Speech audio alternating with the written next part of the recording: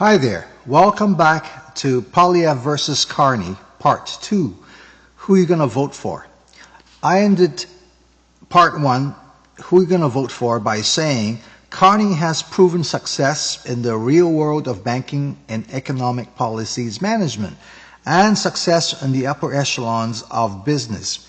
He has the skills and experience that Canada needs right now to face off against Donald Trump. Mark Carney is my choice. I believe he will safeguard the sovereignty of Canada and chart new pathways to ensure economic independence and success for our beloved country. Additionally, the Liberal Party has many ministers that deal directly with Trump's White House administration. We do not have the luxury of time to train new conservative rookies while we have many competent Liberal ministers already working with their U.S. counterparts. If your town's forest is on fire and acres are being destroyed, you want qualified and trained firefighters to put out the flames, and not new trainees with little to no job experience. For Quebecois, I believe Mark Carney and his ministers are fighting for you too, so that Quebec can be a stronger Quebec, uniquely supported by the rest of Canada. So I urge Francophones to strongly support and vote Liberals so that Carney has a strong mandate to support Quebec and Canada as a united entity and sovereign country. Without any doubt, Mark Carney will work on lowering the cost of living and build more homes for Canadians under his leadership. And he will ensure that there will be more healthcare professionals, more family doctors, more nurses and specialists, more medical schools, more trade schools, more institutions for higher educational learning, so that Canada can meet the challenges ahead on all fronts.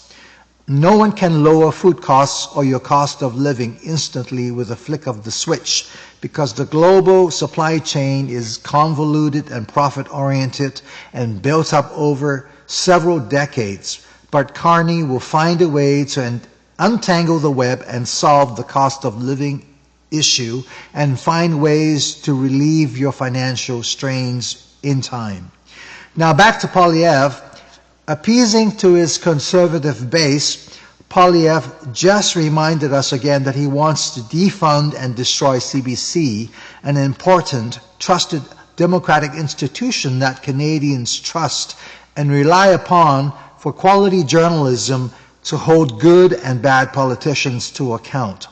Poilievre currently travels without allowing journalists to be on the same airplane, and also does not allow CBC or unsympathetic journalists to ask tough questions.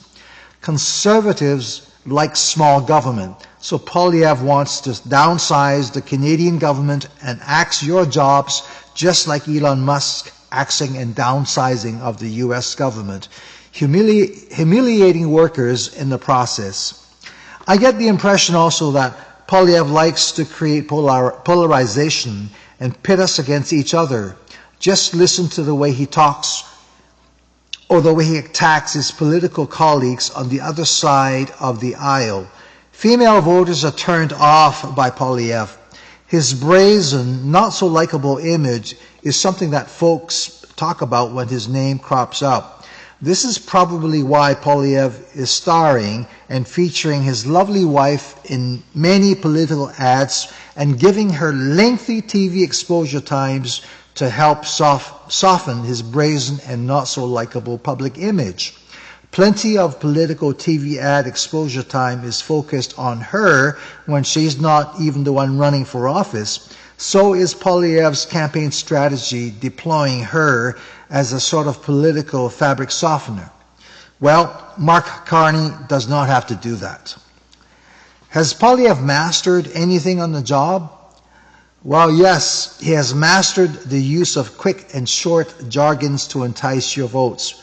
Axe the tax, axe the GST, just inflation, one and done, plus a long list of political jargons that sound easy on the lips, but I strongly believe that Poilievre has little clue and no detailed written operational plans to go with each jargon or slogan that he has uttered thus far.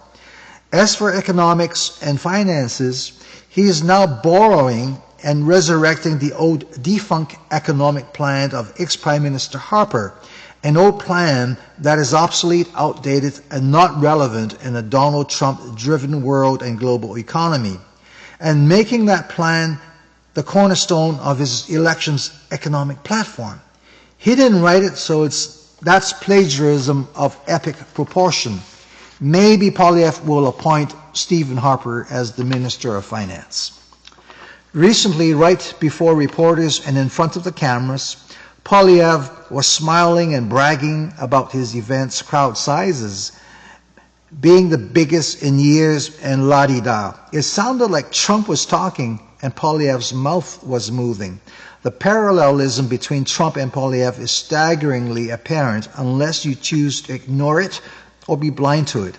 And if you didn't know that the Conservative Party has over a dozen MPs who adore and support Trump and Trump's ideology, then you do now. All shades of MAGA in Poilievre's caucus, who will define and affect how he behaves and acts. Lastly, I should mention his caucus includes the infamous Andrew Scheer, who lost to Justin Trudeau in the last election. Andrew Scheer had to admit during the election that he was also a U.S. citizen. He then promised to renounce his U.S. citizenship. Now, Andrew Scheer, still a Conservative MP and running for re-election, says he won't be giving up his U.S. passport. So we almost got a Canadian Conservative Party U.S. Yankee into our Prime Minister's office. Pretty sneaky, eh? So let us make sure we buy and go Canadian all the way this time.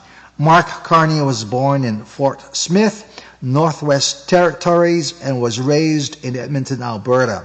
And he also loves and plays hockey. Double check if you need to. For me, Poilievre and his Conservative Party, wrong time, wrong choice, wrong political party for Canadians. Just wrong, wrong, wrong. Not a surprise, I've decided to vote for Mark Carney's Liberal candidate in my riding on Monday, April the 28th. I will respect your vote and whomever you vote for. The collective outcome of our federal elections matters, and thank you for voting. Thanks for watching Poilievre versus Carney, Part 1 and 2. Who are you going to vote for? O Canada, we stand on guard for thee with elbows up. Mike Myers, let us go for coffee one day. Elbows up, my fellow Canadians, for the next 4 years, or until Trump is fired or retired early by impeachment. Canada has no place for Elon Musk, Tesla, and Donald Trump, and Poilievre is the wrong person and wrong choice for Prime Minister. My alias is Michael Bibi, that's B-I-B-I, and I will sing O Canada before April the 28th. Thank you for watching, and please share my video.